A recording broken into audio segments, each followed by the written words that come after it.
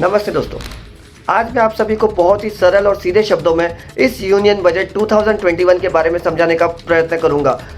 आज के दिन 1 फरवरी 2021 को माननीय वित्त मंत्री निर्मला सीतारमण ने इस बजट को पेश किया, लेकिन इस बजट के पेश होते ही कुछ गलतफहमियां और कुछ भ्रम फैलने लगे और आज मैं उसी भ्रम को सबसे पहले क्लियर करूंगा और उसके बाद आगे बढ़ेंगे, इस पूरे बजट को समझने की कोशिश करेंगे। सबसे पहली बात, एक छोटा भ्रम फैलाया जा रहा है कि जो पेट्रोल और डीजल के दाम 2.5 रुपये प्रति लीटर से बढ़ जाएंगे और डीजल के दाम 4 रुपये प्रति लीटर से बढ़ जाएंगे। अब हम समझने की कोशिश करते हैं ये एग्रीकल्चर सेस है क्या वाकई में पेट्रोल और डीजल के दाम बढ़ जाएंगे? जो एंड यूज़र है क्या वाकई में उनके पॉकेट में बहुत ज़्यादा असर पड़ने वाला है इस 2.5 रुपये और 4 रुपये एग्रीकल्चर सेस का? देखते हैं और इसी के लिए, ये जानने के लिए बने रहे हमारे साथ और देखते रहे सच्ची पत्रकारिता।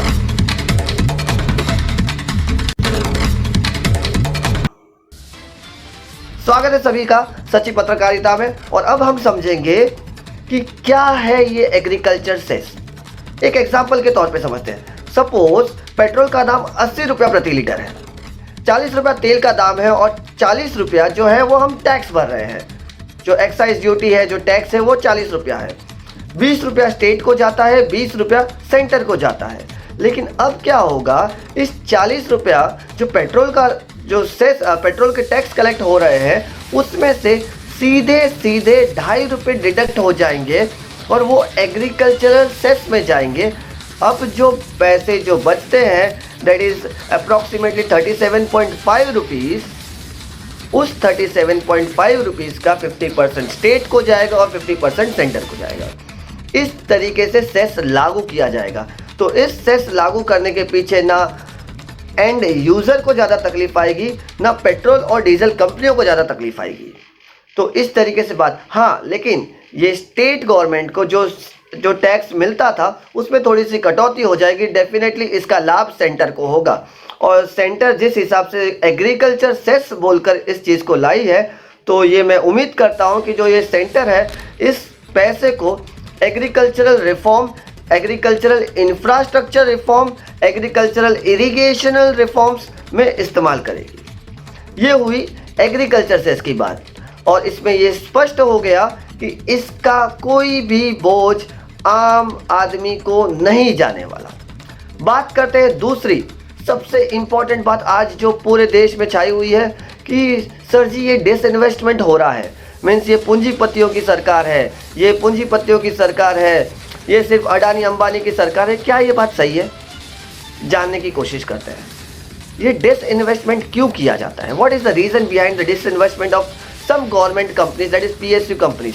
मैं पर्सनली ये समझता हूँ गवर्नमेंट बिजनेस करने के लिए नहीं बनी है, बल्कि कुछ कानून कायदे बनाने के लिए बनी है, नियम बनाने के लिए बनी है और देश चलाने के लिए बनी है।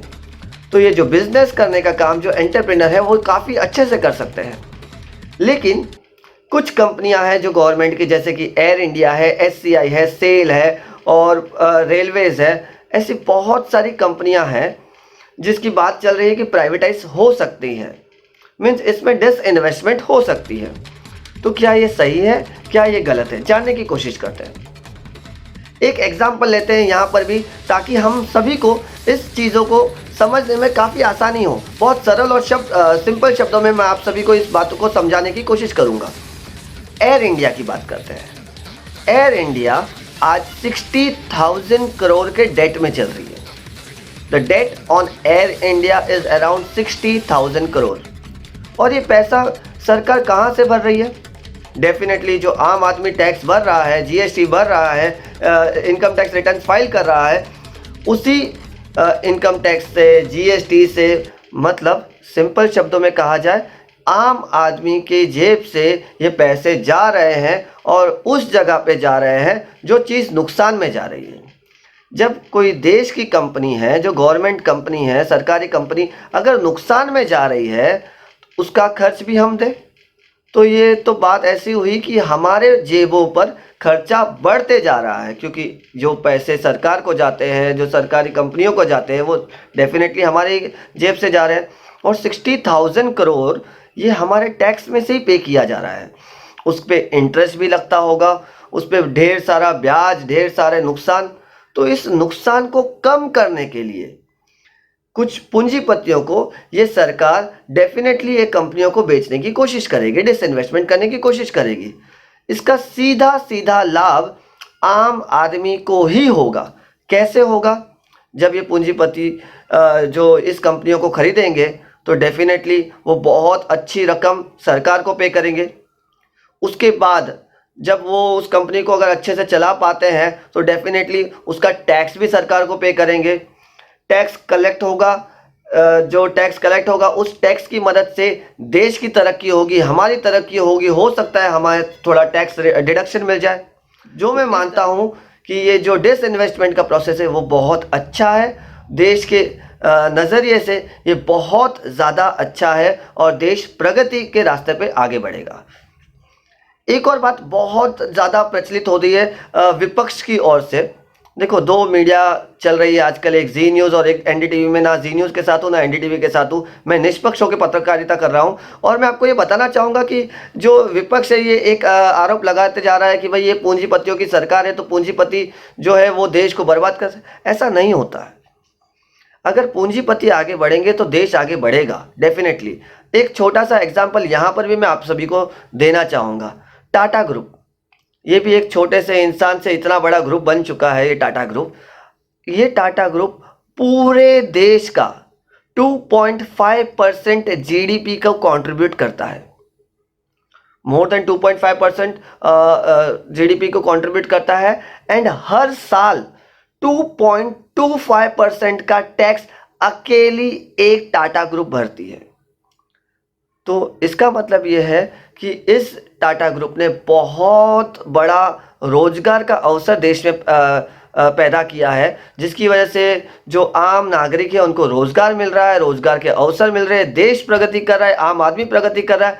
जब भी कोई एक बड़ा एंटरप्रेन्योर, बड़ा ग्रुप तरक्की करेगा तो देश भी तरक्की करेगा साथ में मिलकर। लोग कहते हैं ये पूंजीपतियों की सरकार है, तो मैं ये नहीं मानता, क्योंकि अगर पूंजीपति आगे बढ़ेंगे तो देश डेफिनेटली आगे बढ़ेगा और देश आगे बढ़ेगा तो डेफिनेटली कॉमन मैन आगे बढ़ेगा। हाँ, मैं आज दोनों तरफ की बात करने वाला हूँ, जो पॉजिटिव बातें हैं वो भी रखने वाला हूँ, जो नेगेटिव बातें हैं वो भी रखने वाला हूँ, बहुत ज़्यादा निष्पक्ष होकर। मैंने ये सिर्फ दो भ्रम आपके दूर किए हैं। अब ये दो भ्रम जो थे विपक्ष के थे। एक पक्ष, जो पक्ष बीजेपी के सपोर्टर हैं, उन लोग भी एक बात क्लेम करते हैं। वो बात क्या है? वो बात ऐसी है कि 75 एज के ऊपर जितने भी लोग हैं उनको अब टैक्स नहीं भरना पड़ेगा, जबकि बात ये है ही नहीं। बात ऐसी है कि रिटर्न फाइल करना जो पड़ता है 75 इयर्स के ऊपर वाले लोगों को, वो रिटर्न फाइल करने के झंझट से थोड़ा छुटकारा मिला है। रिटर्न फाइल करने से छुटकारा मिलना और टैक्स नहीं भरना, इसमें दोनों डिफरेंस है। तो ये भी बात सरासर गलत है। तो ये तीन चीज़ों पर बात मैंने कर ली है। पहली, डिसइन्वेस्टमेंट।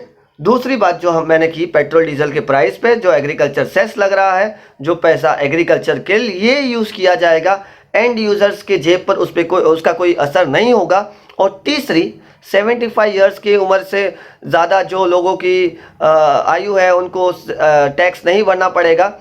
इसके बारे में जो बात की वो भी बहुत स्पष्ट कर दी गई कि उनको रिटर्न फाइल करने की तकलीफ नहीं उठानी पड़ेगी, टैक्स तो भरना ही पड़ेगा। आगे बढ़ते हैं और जानते हैं काफ़ी कुछ जो अच्छी चीज़ें हैं और कुछ बुरी चीज़ें जो मुझे लगी। शुरू करते हुए हम जानते हैं, सबसे पहले बात करते हैं आज के सेंसेक्स, निफ्टी और निफ्टी बैंक, निफ्टी 50 के बारे में। आज सेंसेक्स में बहुत ज़्यादा ज़बरदस्त उछाल देखने मिल गया है, करीबन 5% के आसपास। और जो पॉइंट्स है, it has raised about 2314 points. 2314 point से सेंसेक्स ने एक बहुत बड़ा उछाल दिया है। मीन्स मार्केट सेंटिमेंट्स तो ये कहते हैं कि मार्केट के नज़रिए से ये बजट बहुत अच्छा बजट है।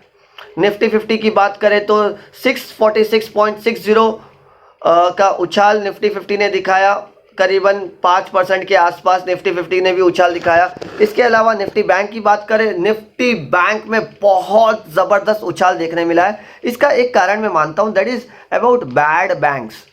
हाल फिलहाल जो बैंक्स के जो एनपीएस है दैट इज़ अराउंड 7.5%, और मुझे लगता है और जो बहुत बड़े बड़े इकोनॉमिकल एक्सपर्ट है उनका भी मानना है कि ये 13.5% तक जा सकता है एनपीए कुछ सालों के बाद, और उसी का जो बर्डन है वो बैंक्स पे ना आए इसके लिए एक नया कंसेप्ट लाया गया, that is about bad banks. अब ये कंसेप्ट के बारे में ज़्यादा जानकारी के लिए आपको अगले वीडियो का इंतज़ार करना पड़ेगा, जब मैं बैड बैंक्स पे इन डिटेल वीडियो लेकर आऊँगा, क्योंकि इसके बारे में स्पष्टता सरकार की ओर से भी नहीं दी गई है कि ये बैड बैंक्स का कंसेप्ट क्या है। जैसे ही बैड बैंक्स की स्पष्टता आएगी मैं आपके साथ बहुत अच्छे और सरल शब्दों में उसका भी वीडियो लेकर आऊँगा। नेक्स्ट बात करते हैं हम लोग निफ्टी मिड कैप इंडेक्स की। निफ्टी मिड कैप इंडेक्स में भी आज काफ़ी अच्छा उछाल देखने मिला, that is around 691.05 rupees, that is around 3.30% again. अब जब बात करते हैं इतने ज़बरदस्त उछाल की सेंसेक्स में 1997 में इतना ज़बरदस्त उछाल देखने मिला था, और उसके बाद शायद आज ये उछाल देखने मिला है। 1997 में ये उछाल था 6.54% सेंसेक्स का। उसके बाद एक उछाल और था 99 में भी, दैट वाज अराउंड 5.13%, और उसके बाद करीब हम लोग कह सकते हैं 20-23 सालों के बाद इतना बड़ा उछाल सेंसेक्स में देखने मिला है। मीन्स मार्केट सेंटिमेंट्स तो यही कहते हैं ये बजट बहुत ही शानदार बजट है। शुरू करते हैं हम लोग बजट को समझने की, और कुछ गलतफहमियों को क्लियर करने के बाद अब बढ़ते हैं बजट की ओर।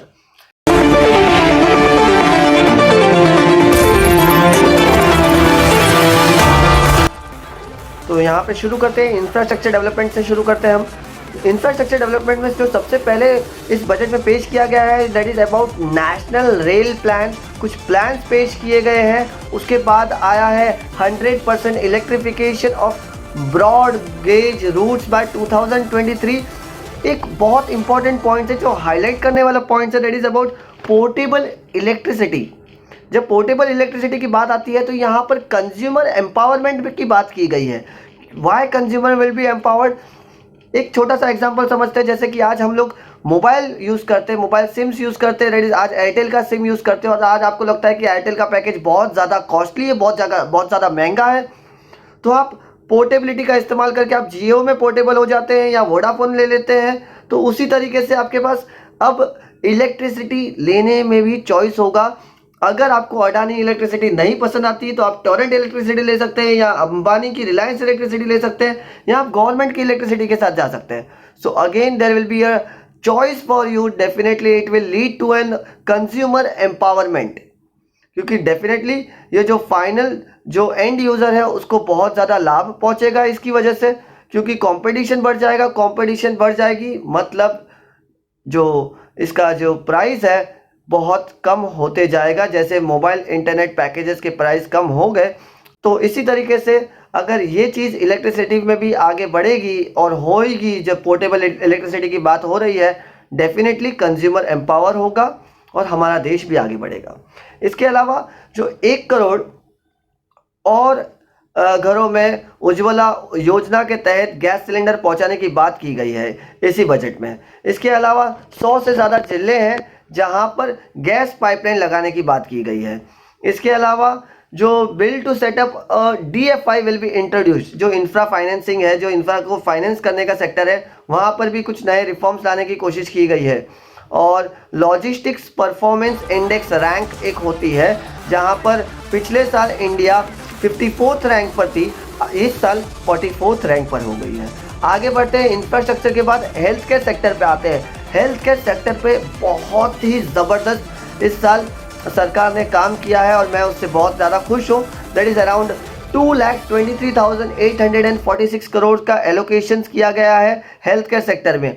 पिछले साल ये एलोकेशन था 94,452 करोड़ का, तो इस साल शायद दुगना हो चुका है। इसके अलावा 35,000 करोड़ जो है कोविड-19 वैक्सीन के लिए जो सरकार खर्च करेगी, दुनिया का सबसे बड़ा वैक्सीनेशन कैंपेन होने वाला है ये। इसके अलावा सप्लीमेंट्री न्यूट्रिशन प्रोग्राम एंड पोषण अभियान भी शुरू होने वाला है पोषण 2.0 के नाम पे, मिशन पोषण 2.0 के नाम पे। Outlay of 6,480 crore over 6 years support for health and wellness, ये भी बात सरकार ने कही है कि हेल्थ एंड वेलनेस सेंटर खोलेगी। अराउंड 75,000 करोड़ ग्रामीण हेल्थ केयर सेंटर खोलने की बात सरकार ने कही है। 602 जिलों में critical health care unit establish करने की बात कही है। 17 public health care units establish करने की बात की है और बायो लैब्स एस्टेब्लिश करने की बात भी सरकार ने की है पीएम आत्मनिर्भर स्वस्थ भारत योजना के तहत। और इस टोटल बजट को अगर हम लोग कंबाइन करें तो it is around 1.8% of the total Indian health GDP.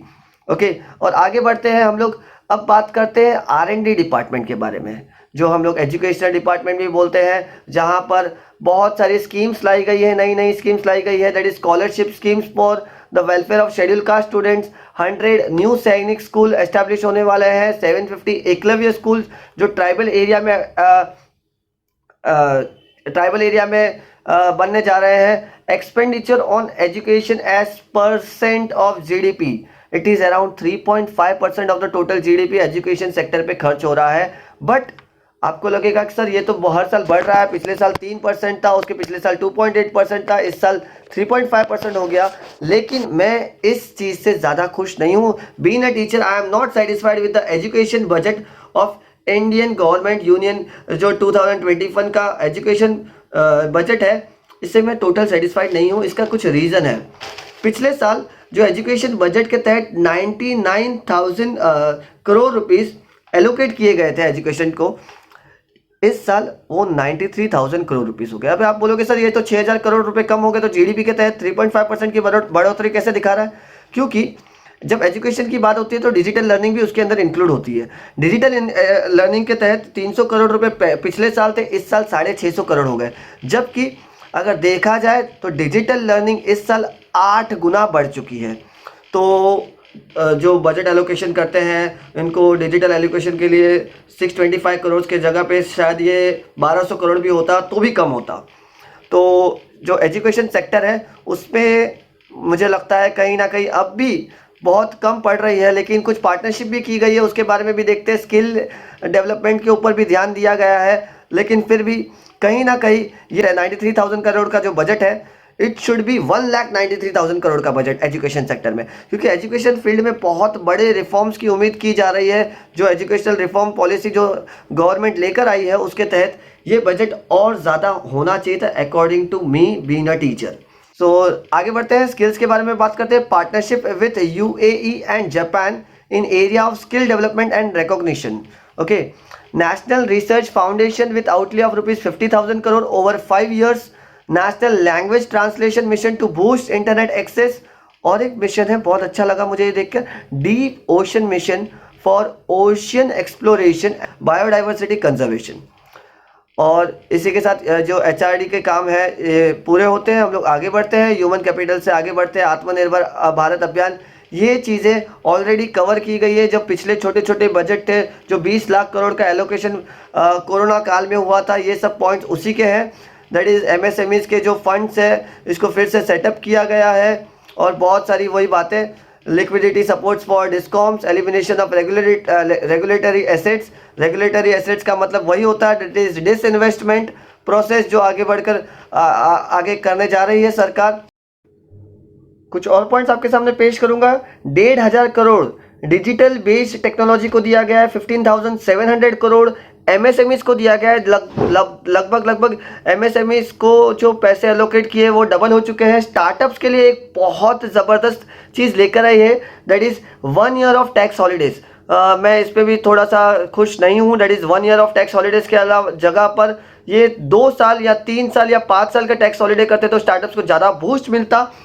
3 lakh crore for emergency credit lines Atmanirbhar Bharat के तहत। 20,000 crore for bank revival project. FDIs, जो इंश्योरेंस कंपनी के लिए एफडीआई जो परसेंटेज 49% था उसको इंक्रीज करके 75% कर दिया गया है। डेफिनेटली बहुत सारी इंश्योरेंस कंपनी और भी आने वाली है हिंदुस्तान में। More than 1,000 APMC is going to be digital. And ये भी बहुत एक अच्छा पॉइंट है। जो लोग कहते हैं कि एपीएमसी को ख़त्म कर देगी ये सरकार, मैं निष्पक्ष होकर बात कर रहा हूं कि भाई ये एपीएमसी को ख़त्म करने वाली सरकार नहीं है। और ये लॉन्ग टर्म पर्सपेक्टिव के तहत ये सब जो भी बजट लेके आई है, लॉन्ग टर्म पर्सपेक्टिव के तहत लेके आई है।